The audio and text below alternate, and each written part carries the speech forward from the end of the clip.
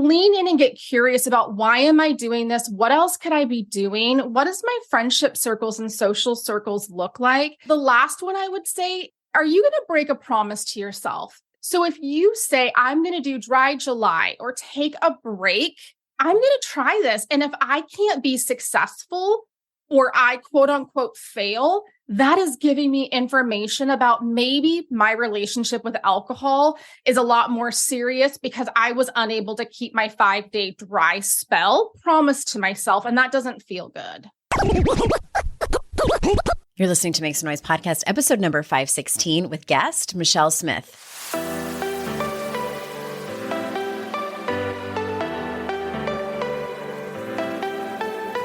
Welcome to Make Some Noise podcast, your guide for strategies, tools, and insight to empower yourself. I'm your host, Andrea Owen, global speaker, entrepreneur, life coach since 2007, and author of 3 books that have been translated into 18 languages and are available in 22 countries. Each week, I'll bring you a guest or a lesson that will help you maximize unshakable confidence, master resilience, and make some noise in your life. You ready? Let's go. Hi, everyone. Welcome to another episode of the podcast. I'm so glad that you're here, as usual. I hope you're enjoying spring, if that is where you are in the world, where we're having springtime. I am so excited for today's episode. We are rounding out the recovery theme. And thank you so much, too, to those of you who filled out my survey. The information is invaluable. Some of the topics that you guys told me that you wanted to hear about, I was like, what? Why have I not thought of that before? So thank you. I cannot thank you enough. And congratulations to the winners of the tote bags and signed copies of my book. I hope you are enjoying reading them and your fun little reusable tote bag. So yes, we are rounding out the recovery series. And what I have decided to do, at least for the next few months, is go back to how the podcast was in 2021. I was like, what year is it? So last year I did all themes. This year we're going back more or less to personal development. In general, I have some amazing guests lined up, some interviews that I've already recorded, and I'm just pumped to bring those to you. And the signups, the registration, I should say, for Daring Way online group is coming up, I believe, next week. So it's the first week of April, first or second week of April. And I have to cap it at 14 women. So if you want to be one of the first to be notified, because I have a feeling it's going to sell out within the first week or so, head on over to andreaowen.com/group, and that will make sure that you are the first to be notified and that you get access to the early bird pricing that's going to happen. It's 6 weeks long. All the information is over there on that page. There are no secrets. It's all there. It's all there on the info page, andreaowen.com/group, all the logistics, and then all the key takeaways too is all there. And today we have Michelle Smith. Let me tell you a little bit about her for those of you who are new to her work. Michelle Smith is a best-selling author, keynote speaker, and founder of Recovery is the New Black, a digital community for women living or exploring an alcohol-free life. Michelle struggled for years with alcohol addiction that looked like overdoing it. In reality, she was drinking to escape the stresses of life, and the quote-unquote mommy juice drinking culture was helping her self-destruct.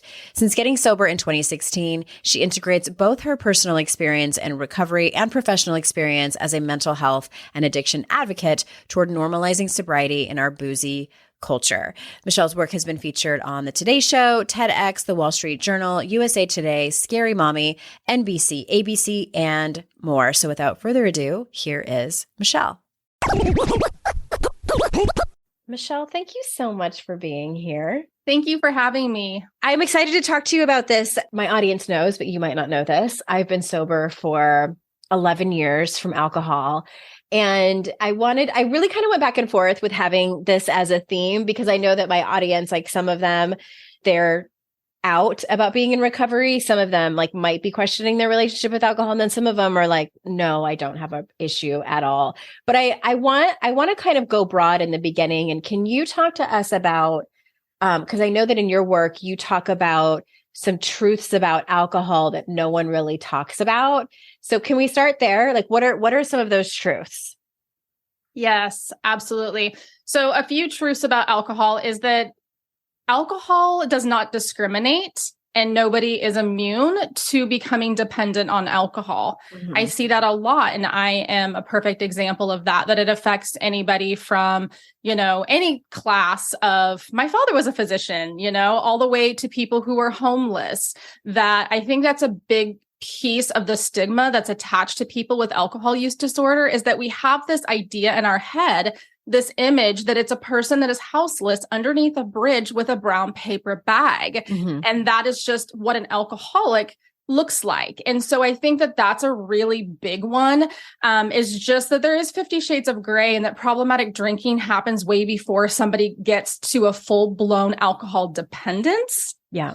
So that is a really big one too. I think that, one that happened to me as well is that you think that you pass this threshold or this period of time that you might have a predisposition to alcoholism in your family.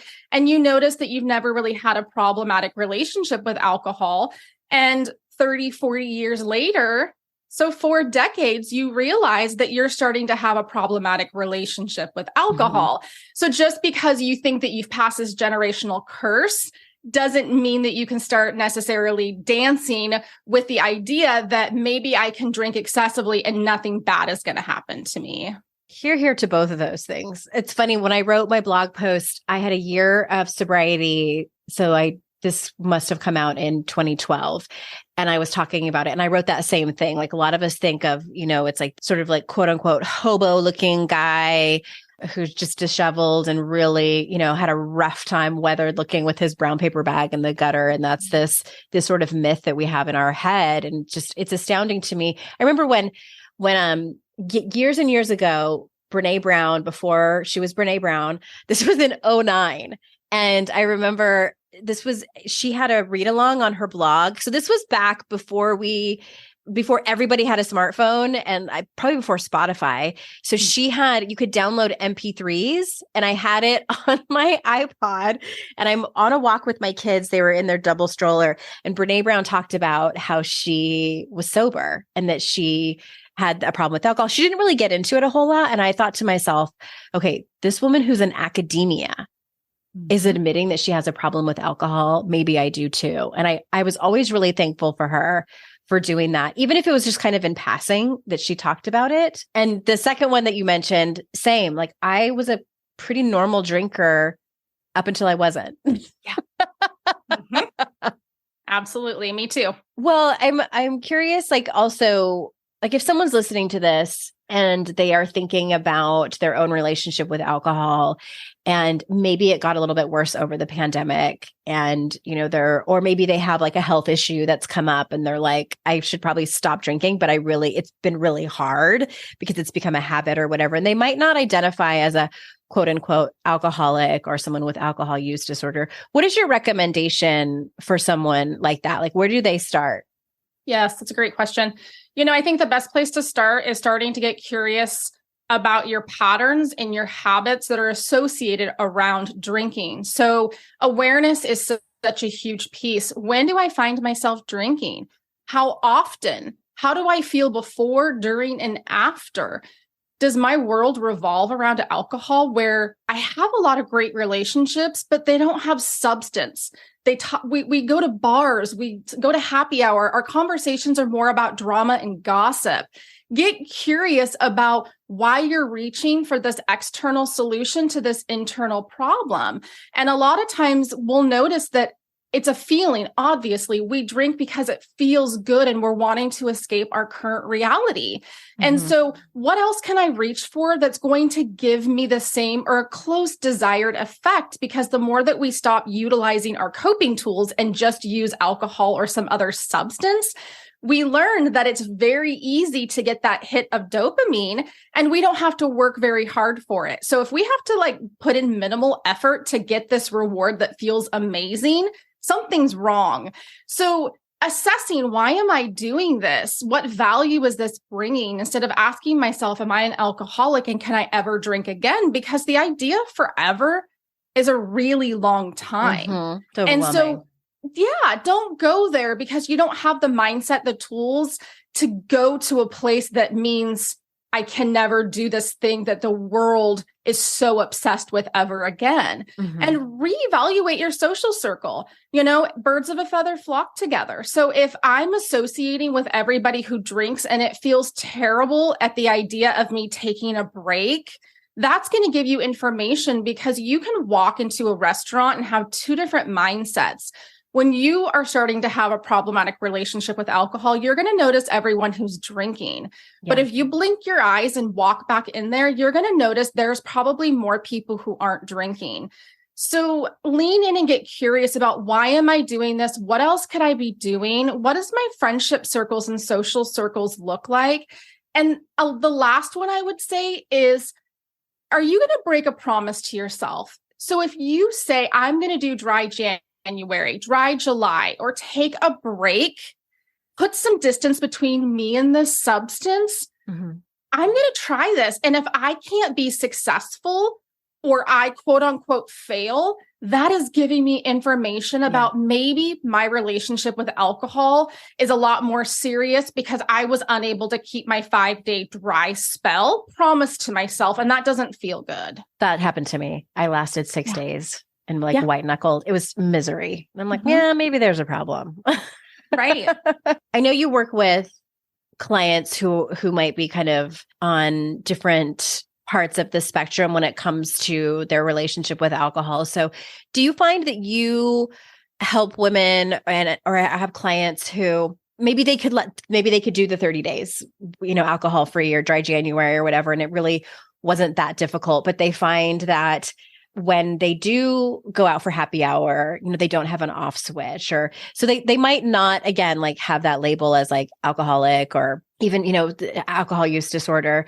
How do you start working with them? Like, or is there any like resistance that they have to quitting, or what does that look like? Absolutely. I think unless we find whatever a rock bottom is defined in that person, whatever that looks like, people are unwilling to give up this vice unless they absolutely have to.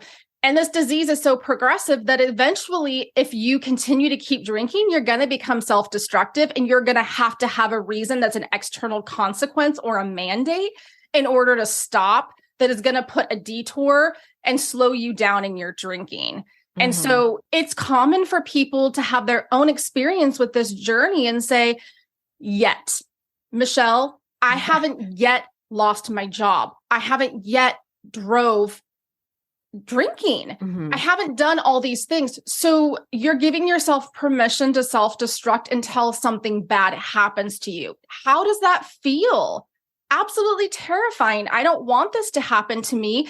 But this is what society says, is that we celebrate, we grieve, we have holidays, we do everything. This has become such a staple, especially in the US culture, that unless you have a reason to stop drinking or you're pregnant, it is looked at like we have 3 heads, and we don't want to feel that way. We want to drink. We want to feel good. We want to escape. And so it's really hard for us to take these breaks. And even if we make them through, we still usually go back because we're creatures of habit. So if we don't build this support and say, wow, this sobriety book was amazing, and I felt really good. I lost some weight. The bloat went down. My husband was proud of me. We eventually get back into those self-destructive patterns or those negative habits if we don't feel like the inspiration or the motivation to continue living that life like a sober person lives. That's why I think it's so important to envision that person of who you want to be and reverse engineer. What does she do? Does she honor her body and love it? Because alcohol is destroying our bodies from the inside out, literally. So we don't see it all on the exterior right away, but is this worth it? And those are the hard questions that women have to continue to ask. And that's why a lot of us, you and I included, our progression is very different, but it all does lead to the same place of alcohol dependency. We just get to stop and get off the elevator towards rock bottom whenever we want, versus we're going to continue to keep drinking until we've lost everything. Yeah, you don't have to write it all the way down. I'm curious because you're in this world a lot more than I am. And I remember back when I was researching because I kept typing into Google, like, am I an alcoholic? Like, kept hoping like Google would come up with like a yes or no. It didn't. I just kept having to take these quizzes over and over again. But I remember seeing some article that said that for whatever reason, I think the jury was kind of still out, that they weren't sure why, but the progression of your relationship getting worse with alcohol for women was faster than men, about 30% faster. And I think that this article was talking about that they suspect it's because women metabolize sugar differently than men, and we metabolize it faster or more so, or something like that. Don't quote me. My science is shit on that. But I'm curious, since you're in this world more than I am, like, A, is that true? And B, from what I've heard, there's a lot of research out now. Like, the science tells us that alcohol is just shit, like, for your body. Like, 0 glasses of wine are good for you. Yes, it's absolutely. not 1 to 2 a day like it was before. Well, yes, you're right. And they tell you for the health of it, drink. And I crack jokes and even at myself and say, well, eat some chocolate, dark chocolate, or some blueberries to get your antioxidants. Quit justifying your reasoning for why you want to drink. You don't drink. This is an acquired taste. You're drinking because it feels good. And life is really hard. And we endure a lot of really hard hardships. And bringing it back to women, we drink a lot of the time for emotional reasons. We're feeling depleted, overwhelmed, overextended. This idea of modern day motherhood is completely different than the previous generations that my mother, my grandmother had. We are literally always setting ourselves up to fail. The expectations that we have for ourselves are landing us women in psychiatric units, in inpatient treatment programs, losing our kids. It is absolutely awful. And so I think big alcohol really saw this underserved market of women called moms that they hadn't gotten their hands into yet. And their brilliant marketing ploy of mommy juice and mommy wine culture, I don't think I've ever seen any commercial or ad where they've had to market, because wine moms do it for them. We wear the t-shirts, we do it all. We're walking billboards to say life is really hard. When I had my daughter, I was greeted to the hospital with 8 bottles of alcohol and said, welcome to motherhood. It's extremely hard. Drinking helps. Yeah, it does for about 10 minutes during witching hour. And it took me a year to crack that bottle open and to see that survival bottle that I never needed in a different light. And so if we're not addressing why the distress, why the pain, why the grief, why the overwhelm, we're going to continue to keep drinking. And if we look at how it's been marketed, everywhere that the woman goes, the alcohol follows. And that goes for yoga. We're supposed to be leaning inward, not outward. We go to the spa and there's alcohol. Target has it blasted everywhere. So when you see those subliminal messages and it feels good, and that's our quote unquote self-care, there's nothing that is self-care about drinking a carcinogenic that is the 3rd leading cause of cancer, and that we put in our gasoline, our tanks to drive our cars around. It is literally poison. And there's such a divide between people who can drink and people who can't, because people like me that are standing up and saying, I am pro-sobriety. I'm not anti-drinking, but I'm not going to stay quiet in my disease because too many women are dying for me to stay silent in my sobriety.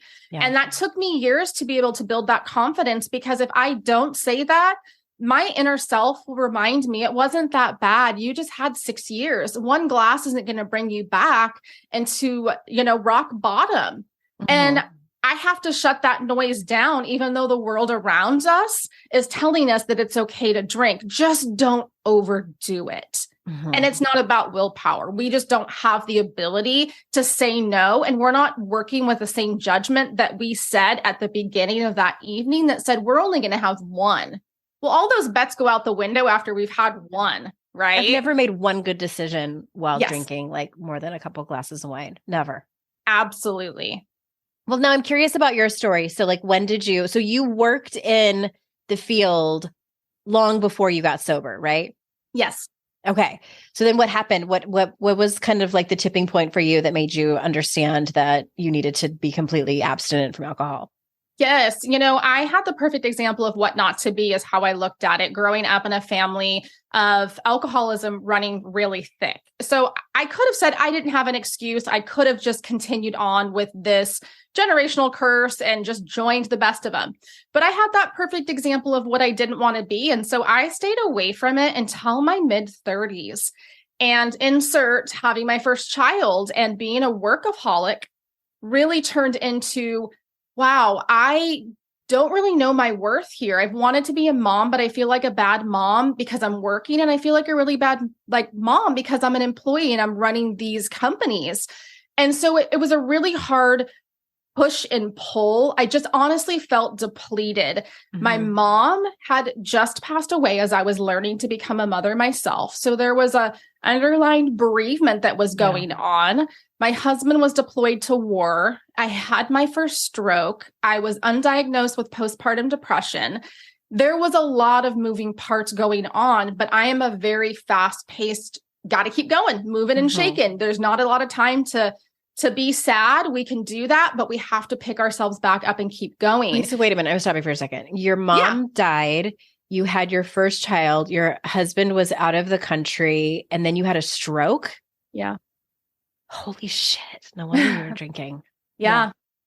And it was just like those survival bottles was like, wow, I'm going to bust open one of those. Mm-hmm. And then, friends would come over, and instead of me saying, no, thanks, I don't want a glass of wine, I would always say, I want a coffee. I started changing that. You know what? I do deserve that glass of wine. I would love for you to bring one over. Mm-hmm. And your mom just died. Of course you want a glass of wine, Michelle. Isn't that how we grieve? That's acceptable. Just like airport drinking at 5:00 in the morning, nobody bats an eye. Mm-hmm. So there's these ideas of what is normal drinking and accessible drinking. And I fell through those cracks for a period of time until I was dependent, and I think it's so important for us to say, support people who want to take a break the way that you do when it's dry January. Honor a person's request to not want to drink and to pass up because we don't know why they're doing that. It doesn't mean because they're shaming you for what you're drinking. It could be a health issue, a religious reason, a challenge. It could be a medical reason. It could be because they're dependent. And the hard part for me in all of this is that I knew better. I do have the credentials. I am an educator. I do this professionally. And again, it goes to show that I fell through the cracks, and I was teaching relapse prevention classes and inpatient treatment programs. And I was waiting for 5:00 to be able to go home and drown out my stress and depletion with a bottle or two or three of bottles of wine until I passed out. Mm-hmm. And I felt like a terrible person, human, mom. I'm stronger than this. And that's how the mommy wine culture kind of came into my life. It is not a reason to justify anyone's behavior, including mine. We're adults and we do this on our own, but just picking up the breadcrumbs and reverse engineering, I really got a clear picture of where this resonated. And at that time, again, the awareness, I was able to address, I have some bereavement issues. I'm going to continue to keep drinking myself to death unless I deal with the root of why I'm wanting to reach for this external solution to this internal and spiritual problem to begin with. And so that's kind of a little bit about like how my story resonated. And, again, I fought it tooth and nail. I'm stronger than this. I have the tools. I was stubborn. I was in my addiction. And so I didn't have those yet moments to stop drinking.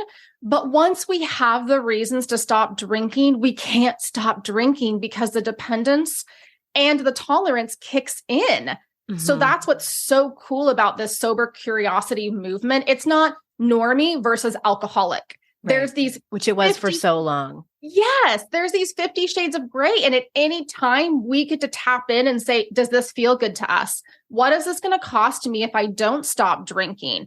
Ditch the labels, ditch the idea of forever, and just say, is this adding value to my life? Do I like not being able to finish bedtime stories with my kids because they don't want to snuggle with me because I have alcohol in my breath? I have to look back over my text messages because I don't know what I told my partner. That stuff doesn't feel good. Shopify's already taken the cash register online, helping millions sell billions around the world. But did you know that Shopify can do the same thing at your retail store? Give your point of sale system a serious upgrade with Shopify. With Shopify, you get a powerhouse selling partner that effortlessly unites your in-person and online sales into one source of truth. Track every sale across your business in one place and know exactly what's in stock. Connect with customers inline and online. Shopify helps you drive store traffic with plug-and-play tools built for marketing campaigns from TikTok to Instagram and beyond. Get hardware that fits your business. Take payments by smartphone, transform your tablet into a point of sale system, or use Shopify's POS Go mobile device for a battle-tested solution. Sign up for a $1 per month trial period at shopify.com/noise, all lowercase. Go to shopify.com/noise to take your retail business to the next level today. Shopify.com/noise. Today's podcast is sponsored by MIDI Health. Ladies, are you over 40 like me and dealing with hot flashes, insomnia, brain fog, moodiness, some vaginal dryness, or weight gain? Don't just accept it as part of aging. These symptoms are often linked to hormonal changes during perimenopause and menopause. At MIDI Health, they get it. Their experts know what you're going through and how to help. MIDI clinicians are menopause specialists offering safe, effective, FDA-approved solutions. And guess what? MIDI care is covered by insurance. So stop pushing through it alone. Schedule a virtual visit and dive deep into your unique symptoms and health background. You'll walk away feeling heard and with a plan to start feeling better. Visit MIDI Health today and reclaim your well-being.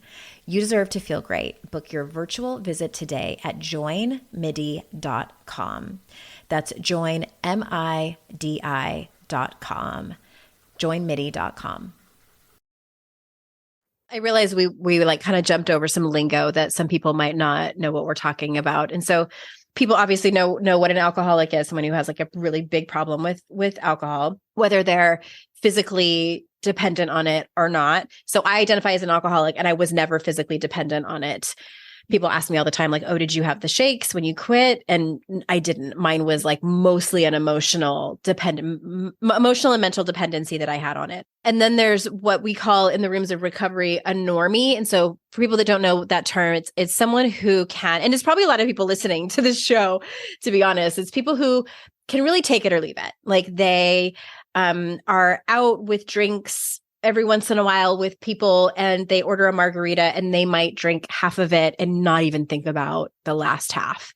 So for someone like me and maybe Michelle, if I can speak for you, I would be staring at that drink thinking like, why on earth are they not finishing it? Like, where is the server? I need to order another drink. I wonder if it would be weird if I reached over the table and asked them if they were going to finish it and I just finished it. Or maybe I should just reach over and not say anything, like, and just, like that's the difference in thinking.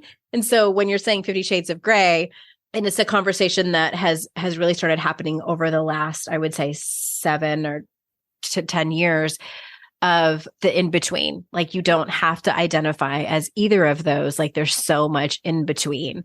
And I think for such a long time, people kept drinking and the relationship with alcohol it was like death by a thousand cuts, just slowly got worse and worse because they didn't identify as an alcoholic. And I don't know, I think I got kind of lucky because it was in my family. I had seen it happen. I already knew what a high bottom was or a quote unquote functional alcoholic was. And I also knew that I had other kind of neuroses like severe codependence and love addiction. And I'm like, oh, no, I'm an addict. Like, but I know for a lot of people, like there's so much stigma against that word.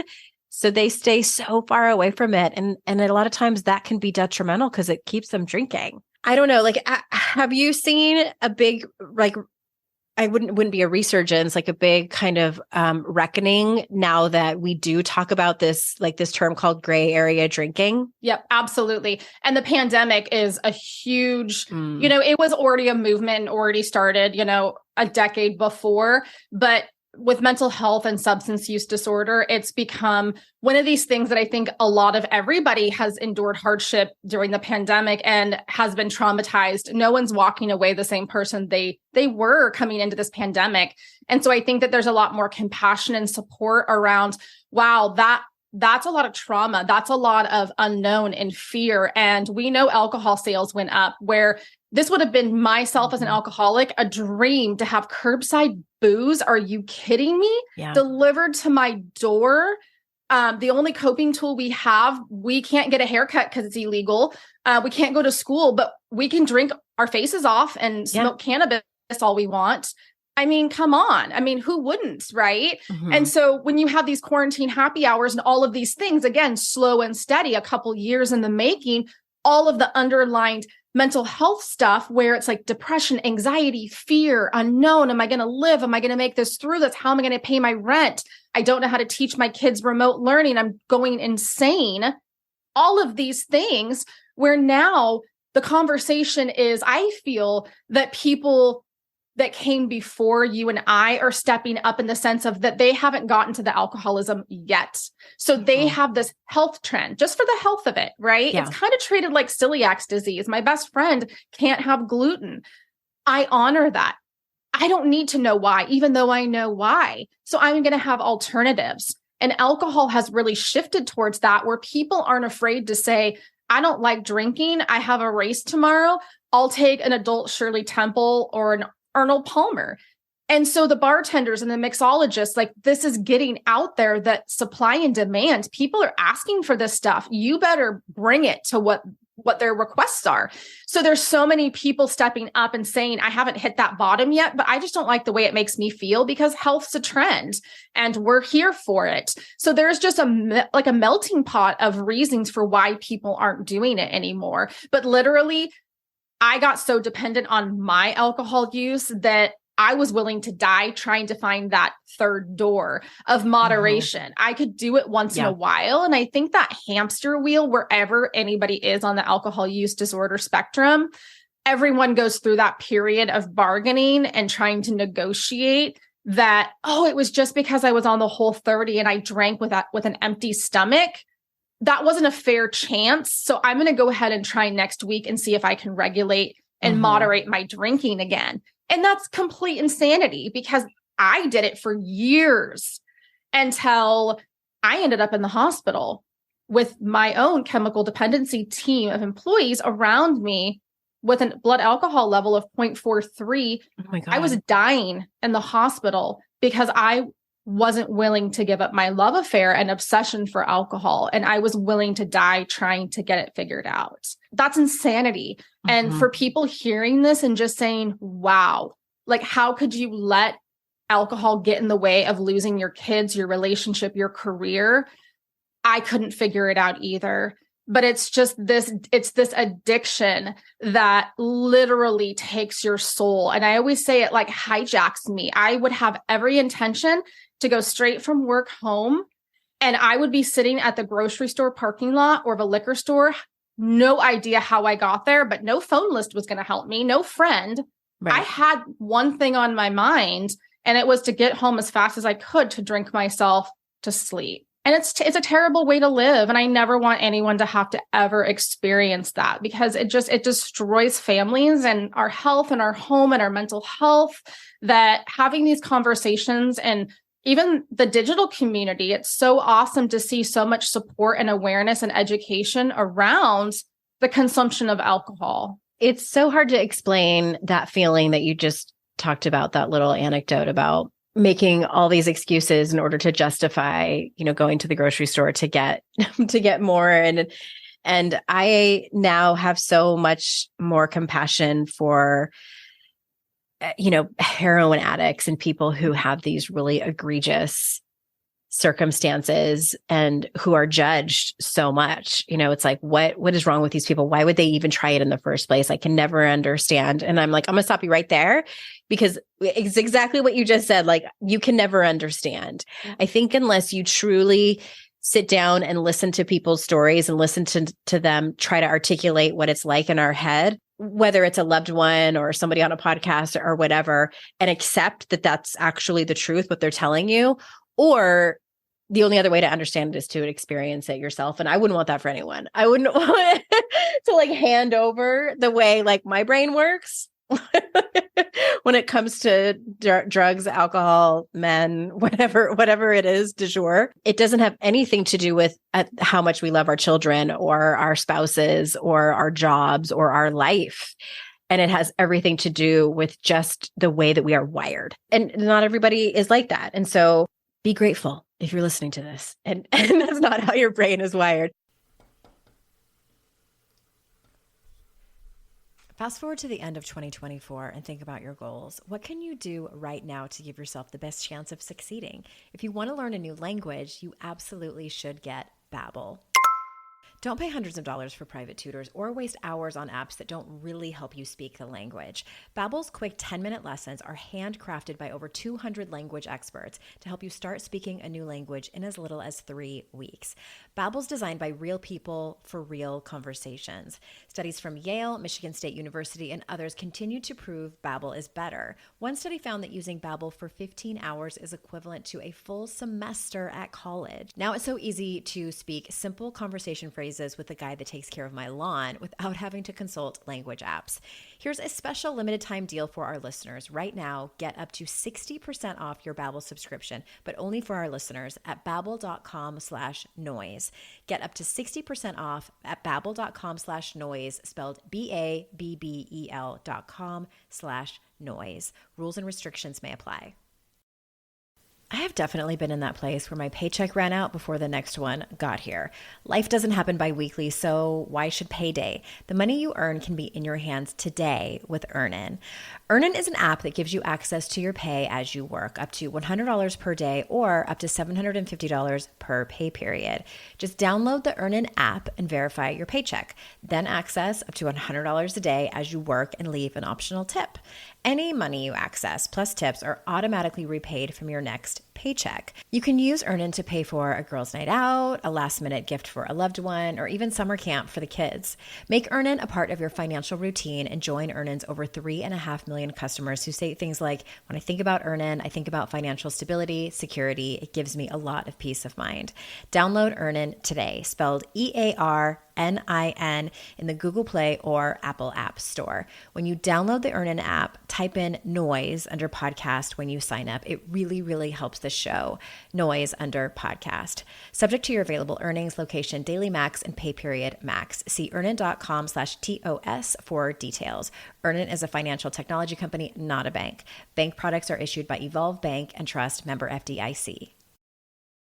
We're kind of touching on something that I want to make sure that I ask you about, because I know that in your work, you talk a lot about boundaries.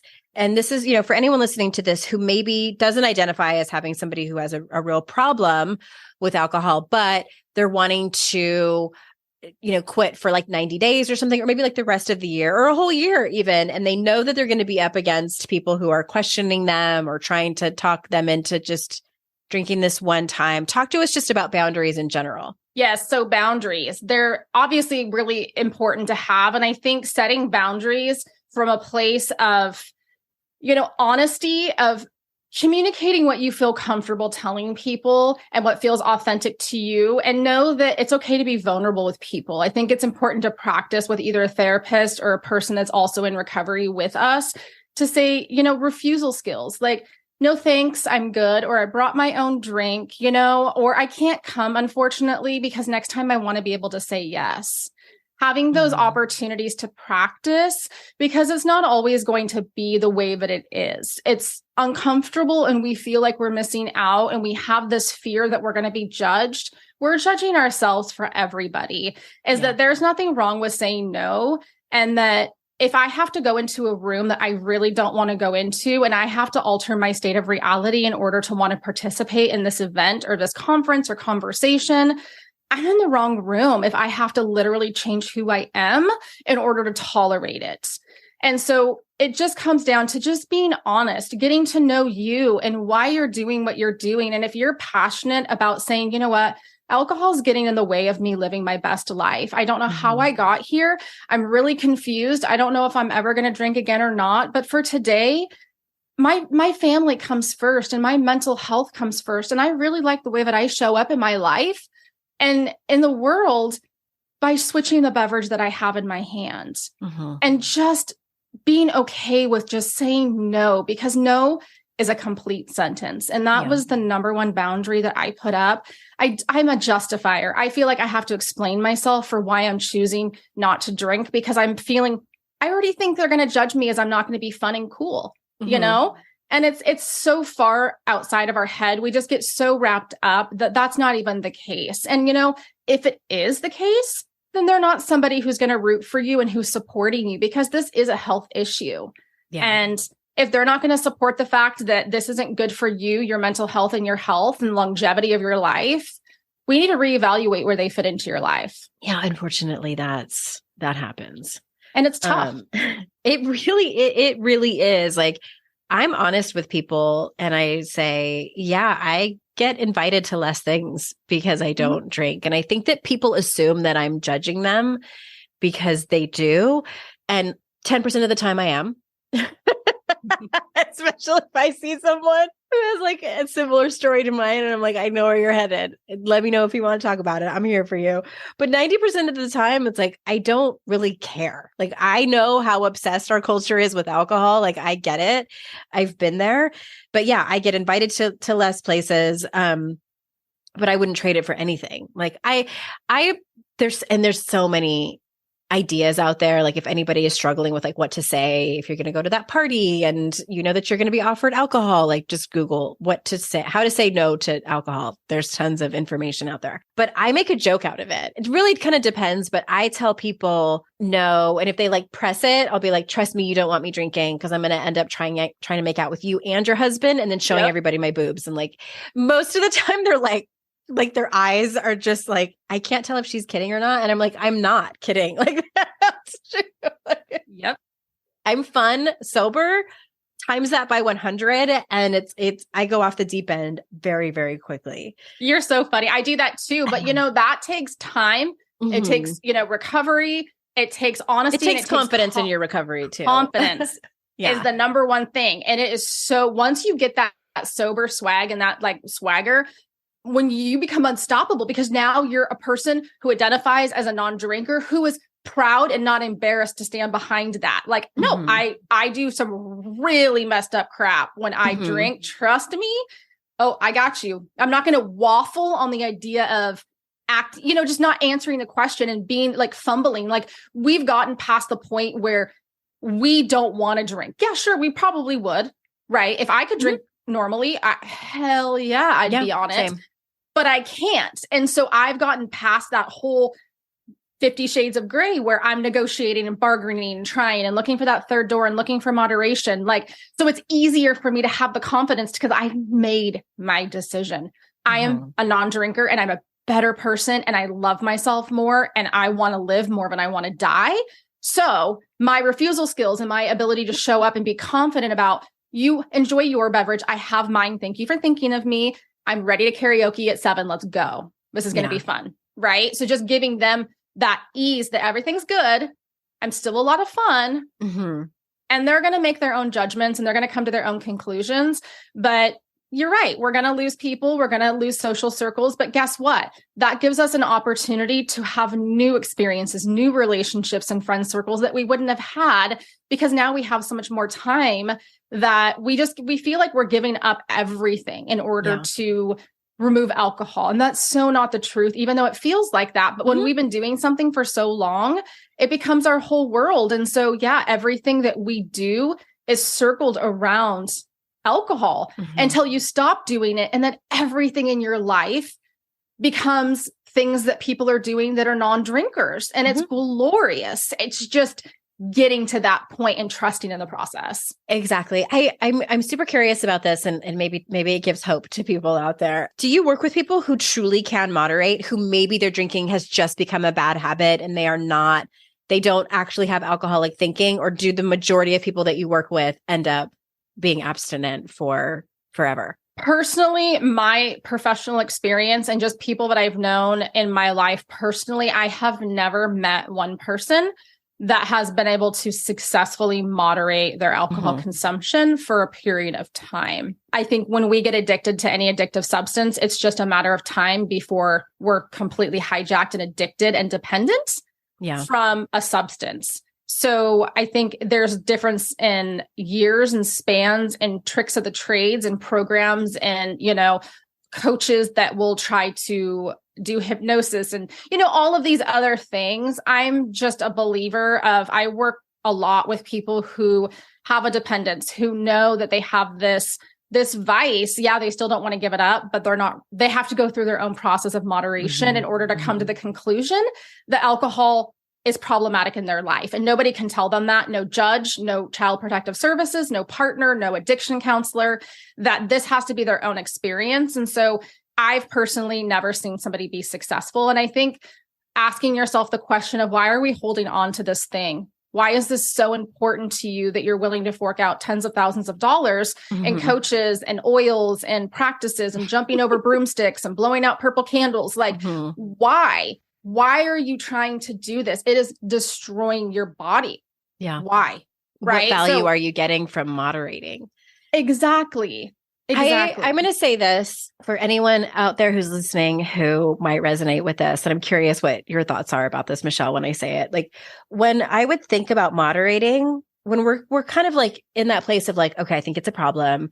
I know that there are sober people and I know that there's programs out there, but that sounds excruciating to not drink. But then when I would think about moderating, I'm like, I don't want that either. Like, I don't want to moderate. Like, I want to drink. Like, I want to, I always feel like many of us have this motto, like, if one is good, then five is better. And I think that way still about so many things. Like, my husband is aghast at how many ibuprofen I take. He's like, you're...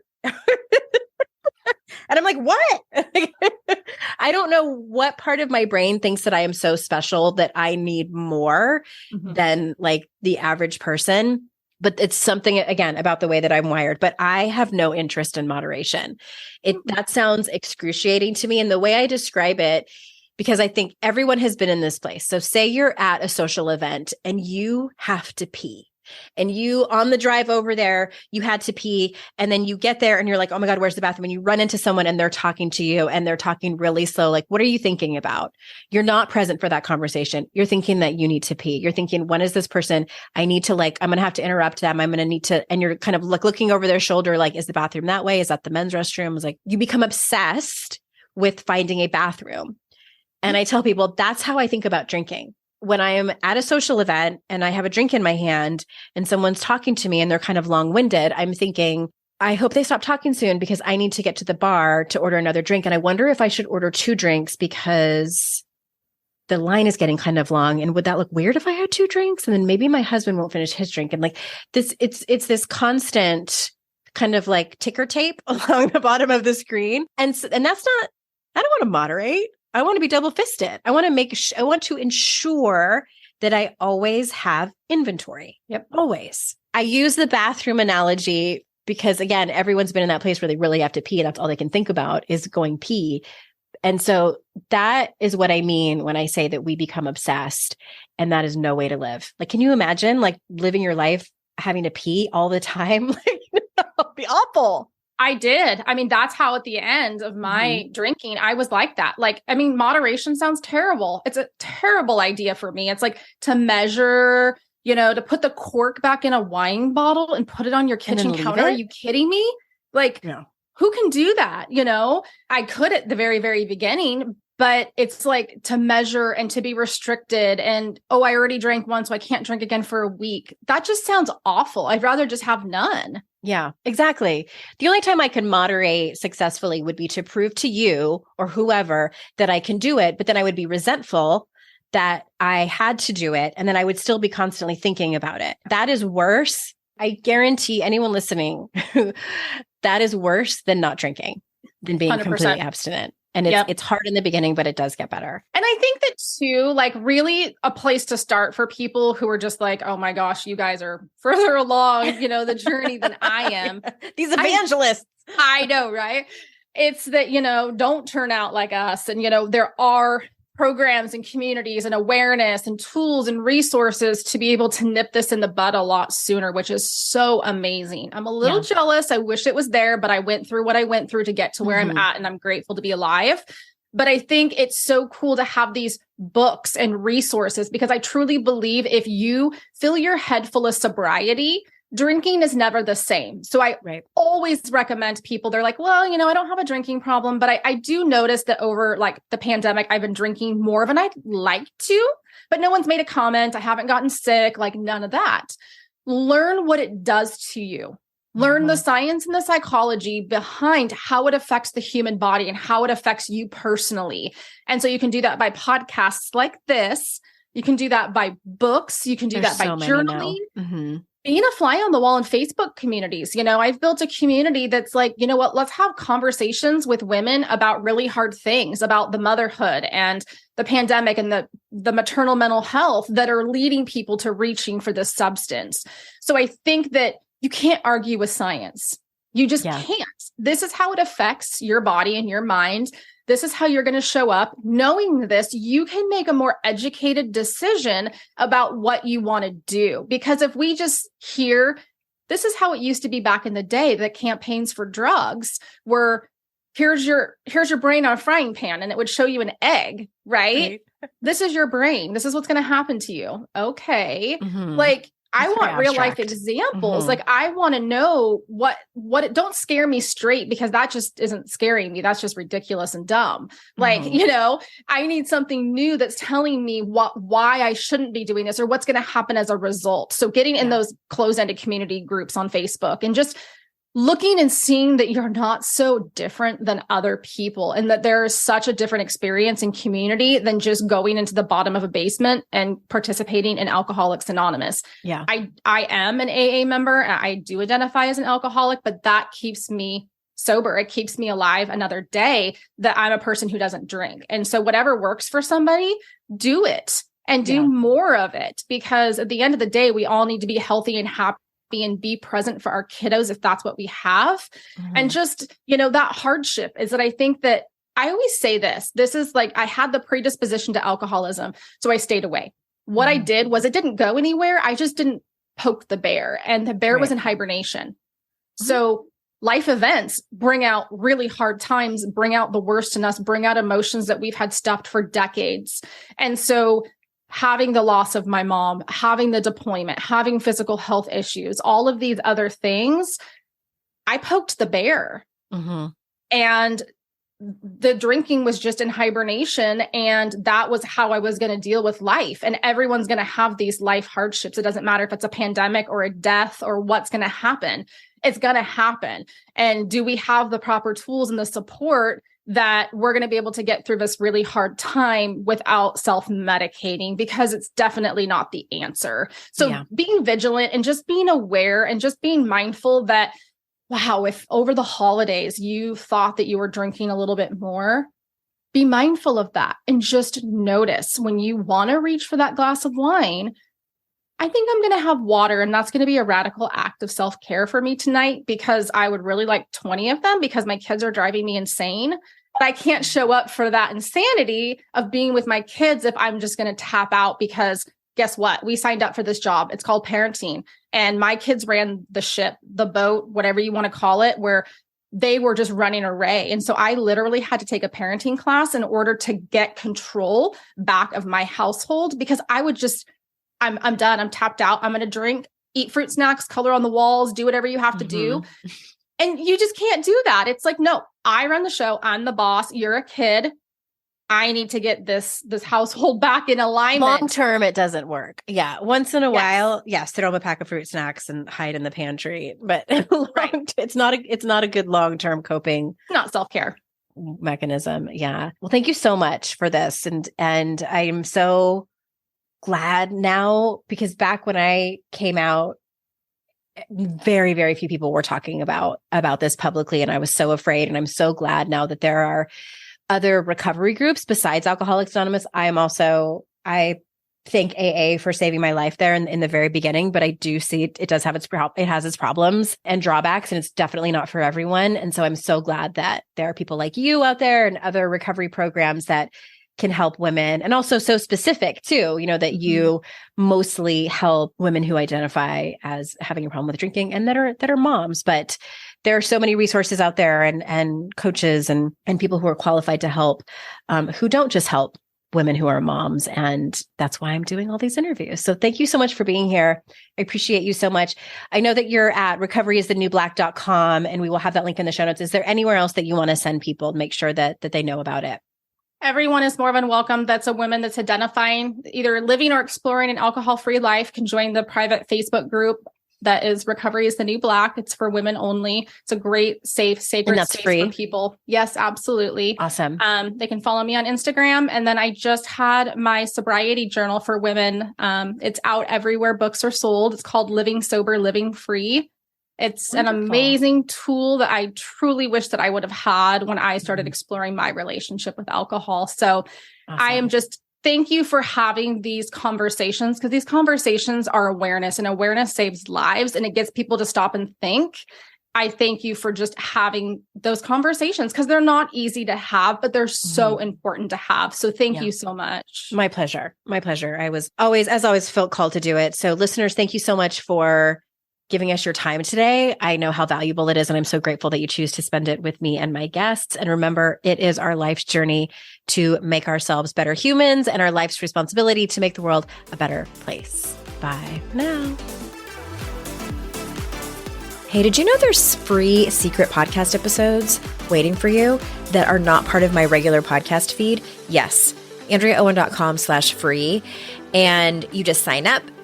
You get a link sent to you. It's very secret. It's like a secret club. We don't have a secret handshake. Don't worry about that. But it's these motivating podcast episodes that I made for you. They're under 20 minutes each. There's 3 of them. They're for wherever you are in your life. So head on over there and grab them. They range from really supporting you and seeing you where you are and being compassionate, all the way to giving you a giant kick in your ass and telling you how amazing and gorgeous and phenomenal you are. So AndreaOwen.com/free, and get your hands on that free podcast feed.